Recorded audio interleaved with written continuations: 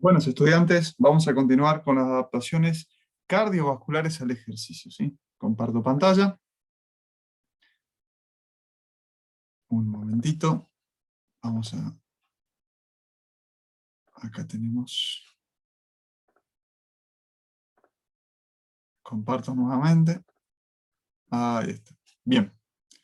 Damos presentación. Hay algunos temas que vamos a ver después en la clase, ¿sí? Lo que me interesaría ahora trabajar y que ustedes tengan bien definido, ¿sí? Esto ya lo vimos, que es la frecuencia cardíaca, la basal, la de reposo, la máxima, la de reserva. Recuerden que la frecuencia cardíaca máxima no varía porque depende de la edad y se reduce una pulsación por año. O sea que para los hombres la fórmula es 220 menos la edad, para del sexo femenino 226 menos la edad. ¿Podemos usar 220? Podemos, pero morfológicamente dos personas de sexo masculino y sexo femenino de igual talla, de igual morfología, el sexo femenino, al tener un corazón un poco más pequeño, va a tener, eh, va a tener que aumentar su frecuencia cardíaca para mantener los requerimientos del organismo, ¿sí? Entonces, tenemos la frecuencia cardíaca de reposo, comienza el ejercicio, recuerden que esta aumenta a medida que aumenta la intensidad, llegando a un punto, ya no aumenta más la frecuencia, pero sí podemos aumentar la velocidad de ejecución del ejercicio. Entonces, ese momento tenemos nuestra frecuencia cardíaca máxima real, ¿sí? La teórica está siempre subestimada porque tiene un rango de protección de más o menos 5 a 10 pulsaciones que nos permite mantener por seguridad, ¿sí? ¿Podemos utilizar como indicador de esfuerzo? Dijimos que sí, es viable, es útil, pero es volátil. Si lo utilizamos en la misma actividad, vamos a ver que eso es posible. O sea, ¿en qué misma actividad? Si la utilizamos siempre para correr, la podemos utilizar. Ahora, si lo utilizamos un día para correr, otro día para pedalear, otro día para nadar, otro día para remar, ¿sí? Evidentemente ahí van a haber algunas modificaciones. Son otros grupos musculares que se utilizan. El cuerpo está en otra posición, por lo tanto todo eso influye influye en la frecuencia cardíaca, ¿sí? Bueno, el sexo y la edad, dijimos que las mujeres tienen un poco más de frecuencia, y a menor edad la frecuencia va a ser un poco más alta, ¿sí? Frecuencias máximas van a ser más elevadas que cuando tenemos 50 años, ¿sí? 50 años ya la máxima es 180, por lo tanto vamos a manejar otros porcentajes de frecuencia cardíaca. El grado de entrenamiento, dijimos que yo no puedo modificar mi frecuencia cardíaca máxima, pero sí puedo modificar la velocidad con que llego a la máxima. Y eso lo da el grado de entrenamiento. Las condiciones ambientales, el aumento de la temperatura corporal, de la presión atmosférica, de la humedad, genera aumento de la frecuencia cardíaca. El exceso de frío provoca el aumento de la frecuencia cardíaca. Entonces, las condiciones ambientales tienen mucho que ver. El ritmo, por eso tenemos que respetar un ritmo o un horario de entrenamiento, ¿sí? Horario, más o menos respetar el mismo horario si queremos tener en cuenta que no altere la volatilidad de la frecuencia. Situaciones patológicas emocionales. Si tuve una situación emocional, si no pude dormir a la noche por X motivo, si vengo de una gripe, si vengo de una fiebre, si vengo de un problema estomacal, seguramente mi frecuencia cardíaca no va a ser la misma que veníamos manteniendo continuamente en el ejercicio, ¿sí? Acá vemos el comportamiento de una persona antes de un periodo de entrenamiento, ¿sí? Él arranca con 80 de reposo, llega a la parte central en 160 pulsaciones, sube a 170 en un trabajo continuo y estable, hablemos de 30 minutos aeróbicos, terminando el trabajo, la recuperación a los 4 minutos alcanza nuevamente 80 pulsaciones. La misma persona, después de un periodo de entrenamiento, tiene una respuesta anticipatoria de la frecuencia mejor, o sea que va a comenzar ya el ejercicio previamente con la frecuencia más alta. Está más preparado su sistema cardiovascular, cardiorrespiratorio, para el ejercicio, ¿sí? Entonces arranca a misma velocidad de carrera, posee aproximadamente 20 pulsaciones menos, entre 15 y 20 pulsaciones menos. Observen la línea azul como se encuentra por debajo de las 150 pulsaciones. Al finalizar el ejercicio, esa persona nuevamente retoma su frecuencia de reposo a los 2 minutos. Antes tardaba 4, ahora tarda 2. Ahora vamos a ver por qué ocurre eso después de un periodo de entrenamiento. Volumen sistólico. Ustedes saben que el volumen sistólico es de 70 mililitros en condiciones de reposo, de ambos ventrículos. Esto se puede duplicar, hasta podemos triplicar esa cantidad de volumen de sangre, ¿sí? Y está influido por varios factores. 2, por el llenado ventricular, y 2, por el vaciado ventricular que va a tener el... Entonces el volumen sistólico dijimos que es la cantidad de sangre inyectada en una sístole. ¿Cuáles son los factores de llenado? La redistribución sanguínea que teníamos en el circuito venoso pasa al circuito arterial, aumenta la volemia, aumenta la cantidad de sangre que va a trabajar hacia el circuito arterial, ¿sí? Al haber más cantidad de sangre que llega a los ventrículos, eso influye mucho en la capacidad, en la distensibilidad que tiene el ventrículo, y a mayor distensibilidad, ¿sí? Esos mecanismos de Fran-Starling, va a haber mayor contractilidad. Entonces, esos factores, sumados a los factores para vaciarse, que es el aumento de la contractibilidad del corazón, hacen que el volumen sistólico aumente, ¿sí? Acá podemos ver el comportamiento del volumen sistólico a medida que voy iniciando el ejercicio. A medida que la velocidad del ejercicio aumenta, mi volumen sistólico empieza a incrementarse. De los 70 mililitros, aproximadamente se duplica a 140 mililitros, ¿sí? Por estos factores que nombramos acá. Bien, llegado a un punto, el incremento del volumen sistólico llega a su meseta, ¿sí? Vamos a ver que esto coincide aproximadamente con el 60-70% del VO2 max. Entre el 50 y el 60% del VO2 max. A partir de ahí, al mismo tiempo, tenemos un incremento de la frecuencia cardíaca. El incremento de la frecuencia cardíaca reduce el tiempo, ¿sí? Reduce el tiempo de llenado de los ventrículos, por lo cual el volumen sistólico empieza a perder eficacia a medida que aumenta la frecuencia cardíaca, ¿sí? Entre 150 y 200 latidos por minuto, el tiempo de llenado de los ventrículos disminuye en 150 milisegundos. Por lo tanto, a medida que me voy acercando más a mi frecuencia cardíaca máxima, mi volumen sistólico va a empezar a disminuir, ¿sí? Ahora lo vamos a ir entendiendo un poquito mejor a eso. Acá vemos el ejemplo de, por ejemplo, una persona que está desentrenada, que llega a un volumen sistólico de 120 mililitros, lo mantiene. En cambio, la persona entrenada puede incrementar mucho más sus niveles de volumen sistólico, ¿sí? Después lo vamos a ver bien por qué.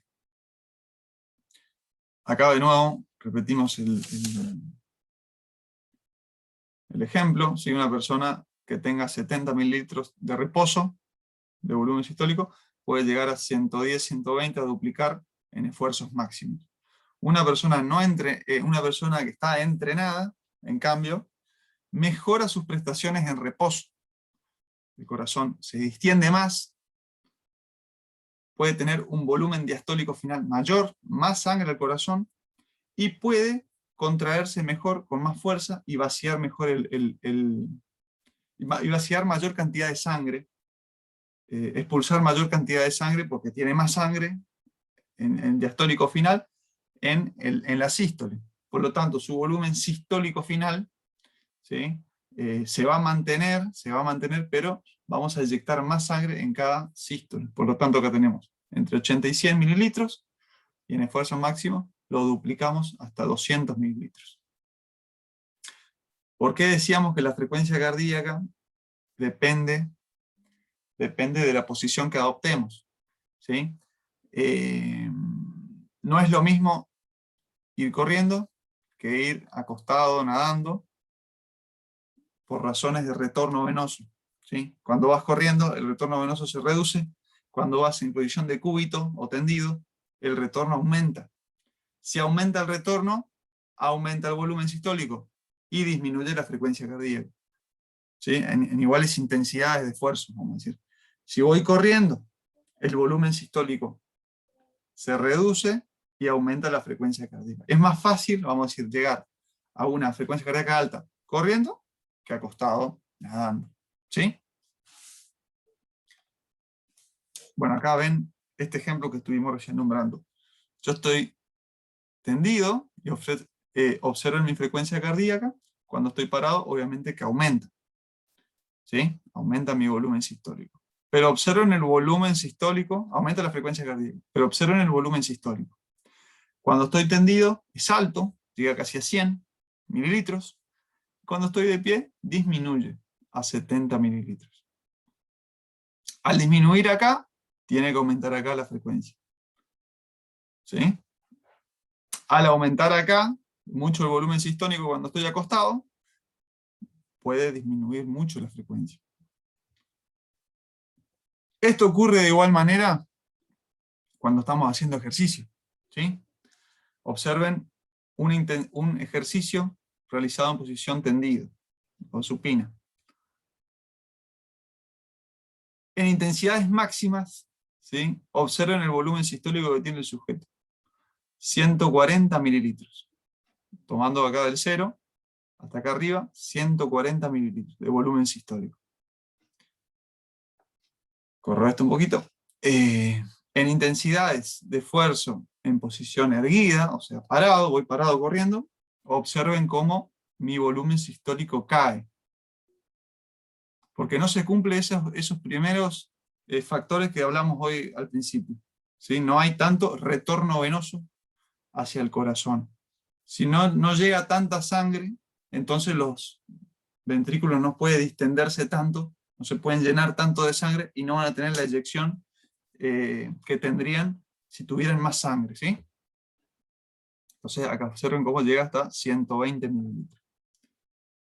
Entonces me parece que me gustaría que quede claro que el volumen sistólico aumenta, antes de pasar acá, ¿sí? A medida que la intensidad del ejercicio aumenta, hasta llegando al 40, entre 50 y 60% del VO2 max. Llegando a ese punto, el volumen sistólico entonces entra en una meseta, aumento la intensidad y la frecuencia cardíaca aumenta y el volumen sistólico empieza a caer.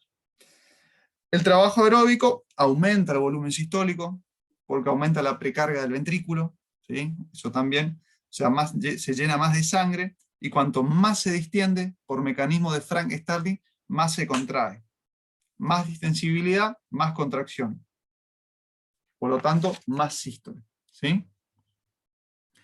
Tener...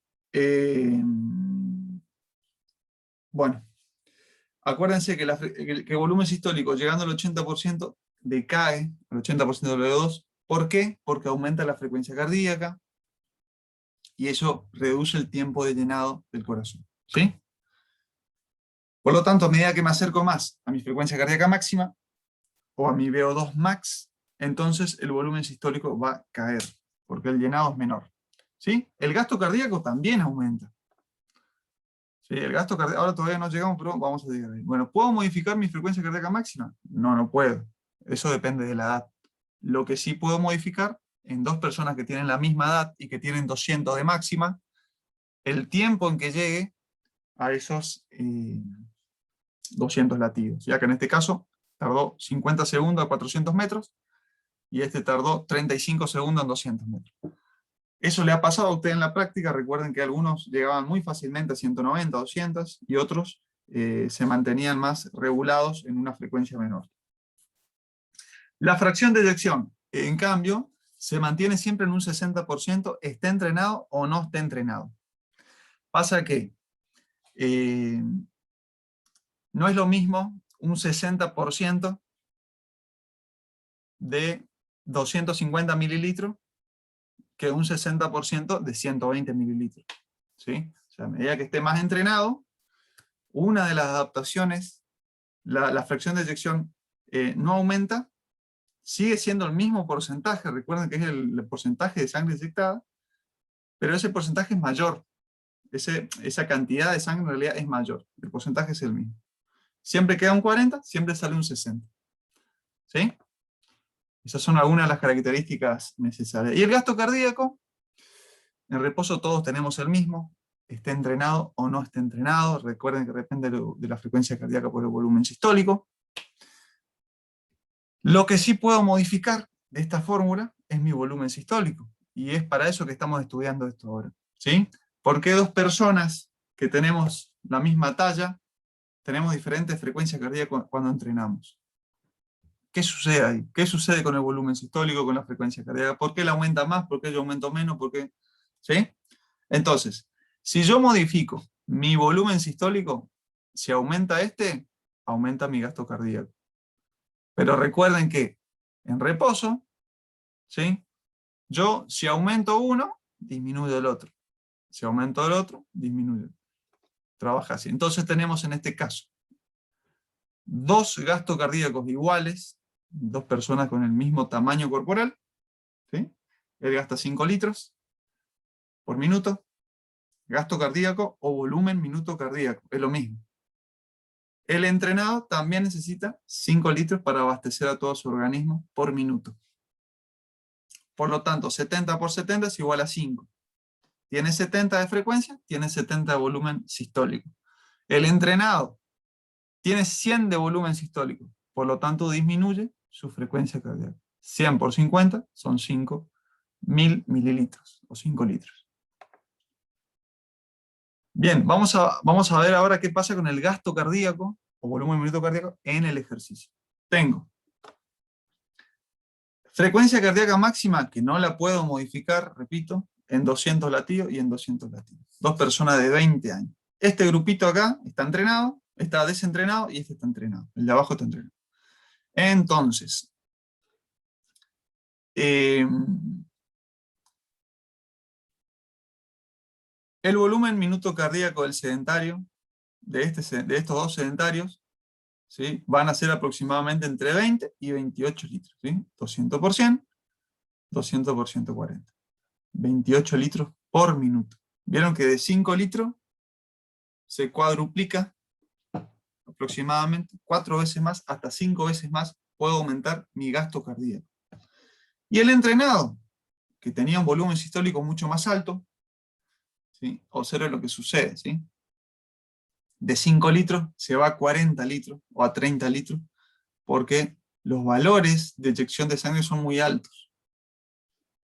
Entonces, si analizamos esto, claramente los sujetos de acá abajo van a tener una mayor capacidad cardiorrespiratoria y es muy probable que superen fácilmente a estos sujetos en una prueba de resistencia, ¿sí? En una prueba de aeróbica, en una prueba de umbral anaeróbica o en una prueba de consumo máximo de oxígeno. Lo van a superar, seguramente. Bien, hablado todo esto, vamos a lo que es el síndrome de corazón del feto. Esto es visto desde el punto de vista fisiológico y no patológico, ¿sí? Entonces, esto es una radiografía. Como pueden ver acá, dijimos que el corazón se adapta a situaciones de actividad física, el sistema cardiorrespiratorio se adapta, la sangre se adapta, las arterias, todo el sistema vascular se adapta para aportar mayor oxígeno a la musculatura activa. ¿Sí?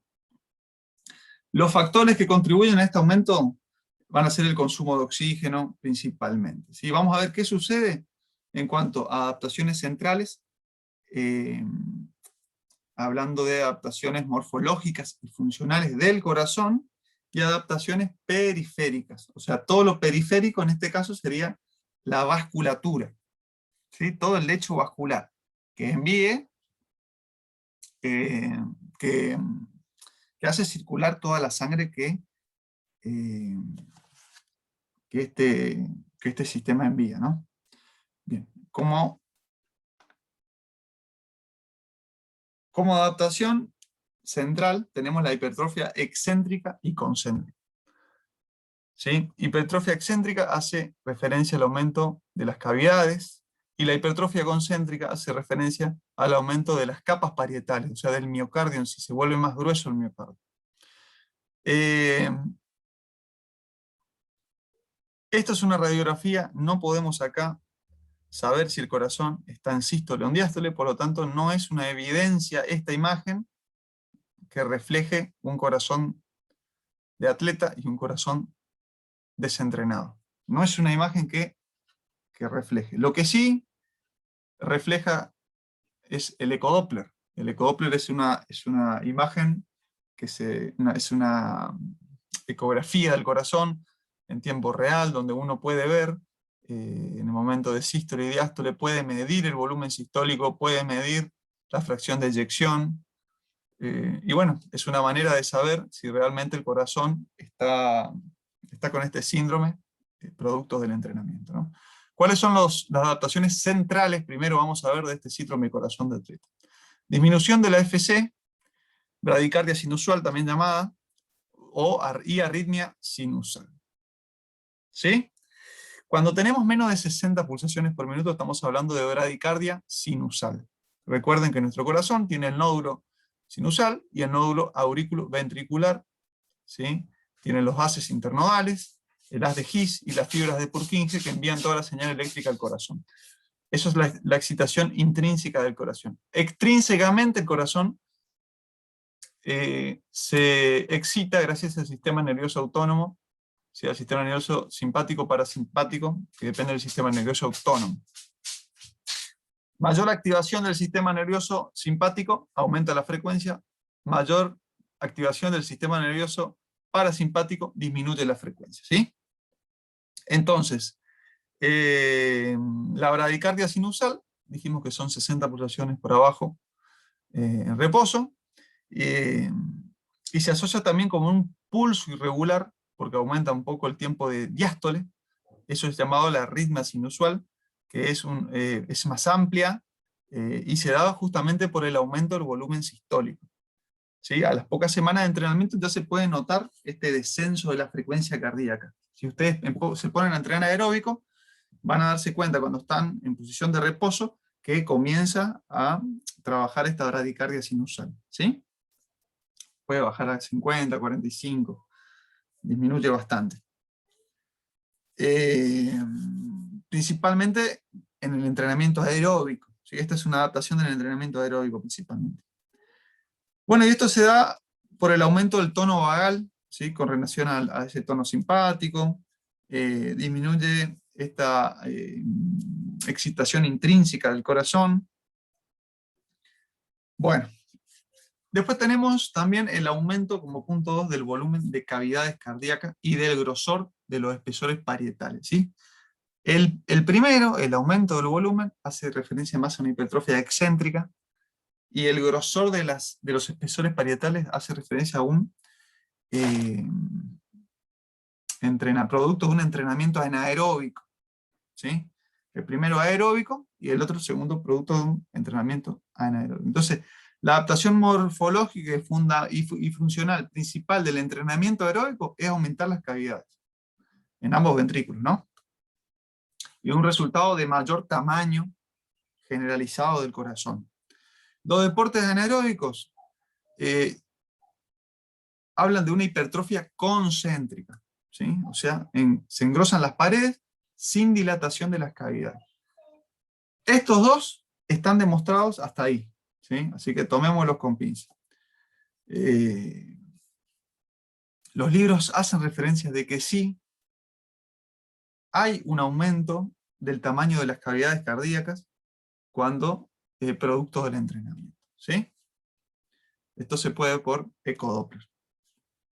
Aumento del volumen latido, ¿sí? O del volumen sistólico. Eso ya lo vimos, es una adaptación morfológica y además que se da gracias a la mejora de la contractibilidad del corazón. Mecanismo de Frank Starling. ¿Sí? La fracción de eyección se mantiene, eso lo habíamos dicho. Lo que pasa es que el deportista tiene la misma fracción de eyección, pero el volumen que eyecta va a ser mayor. ¿Sí? Porque tiene mayor volumen diastólico final, tiene mayor precarga o mayor llenado. ¿Sí? Ya dijimos que pasa entre un entrenado y un desentrenado en ese caso, con el aumento del volumen sistólico. Mejora de la perfusión miocárdica. El corazón, la fibra del corazón presentan una hipertrofia, ¿sí?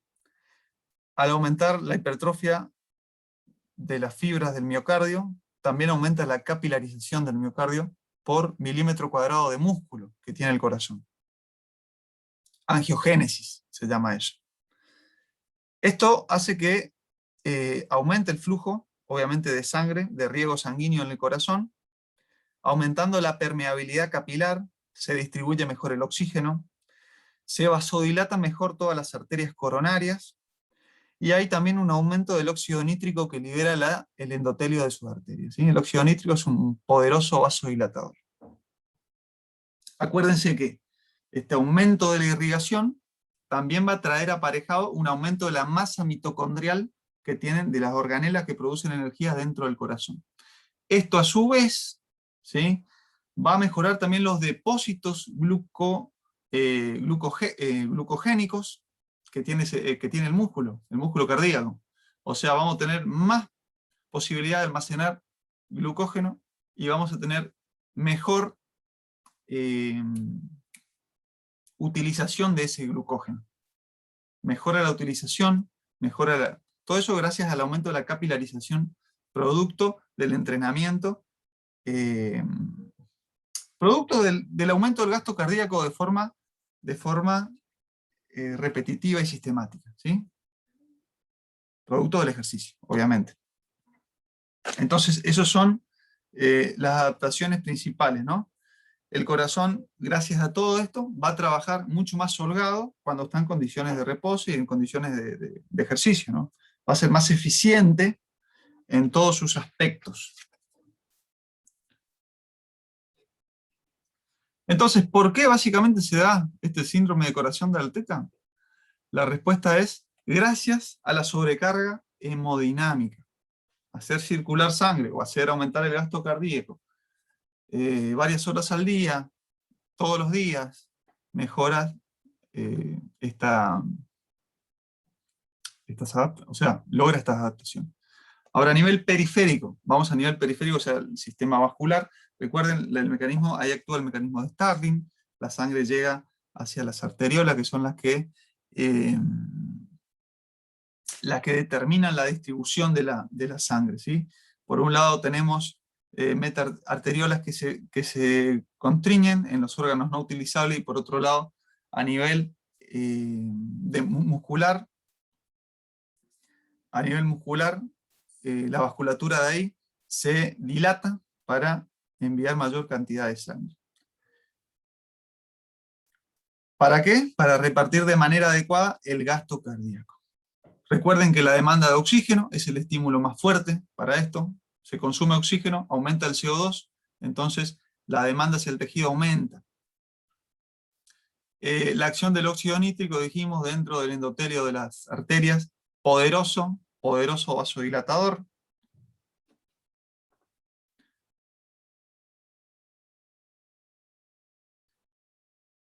El músculo liso intrínsecamente puede contraerse y relajarse, y extrínsecamente también hay mecanismos que colaboran con este sistema, ¿sí? Por ejemplo, el músculo liso está inervado por el sistema nervioso simpático. Cuando hay mayor activación del sistema nervioso simpático, los vasos que irrigan se constriñen, ¿sí? Y a su vez, esta activación vasodilata la zona muscular utilizada. Recuerden que en el 63% se encontraba en el sistema venoso cuando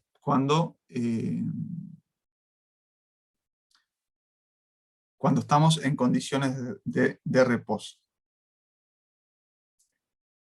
Bueno, en síntesis, el que determina el aumento del flujo sanguíneo hacia la vasculatura van a ser las arteriolas, ¿sí? O sea, las de pequeño calibre antes del capilar. Es la que determina el paso porque su musculatura tiene la capacidad de contraerse y relajarse, ¿sí?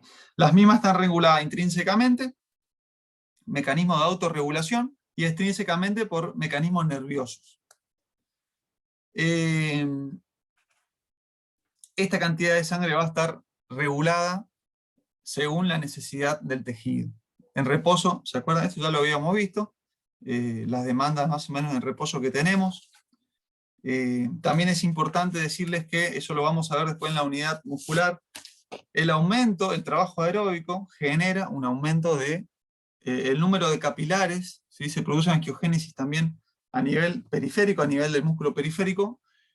El aumento de eso genera una mejor perfusión de sangre hacia todo el tejido, ¿sí? A su vez aumenta la masa mitocondrial, a su vez los depósitos energéticos mejoran, van de la mano, ¿sí? Los dos van de la mano con el sistema, con las adaptaciones a nivel central. Bueno, estudiantes, les dejo unas preguntas para resolver. Espero que estén bien. Vamos a seguir avanzando. Mañana nos vemos con sistema respiratorio. Gracias.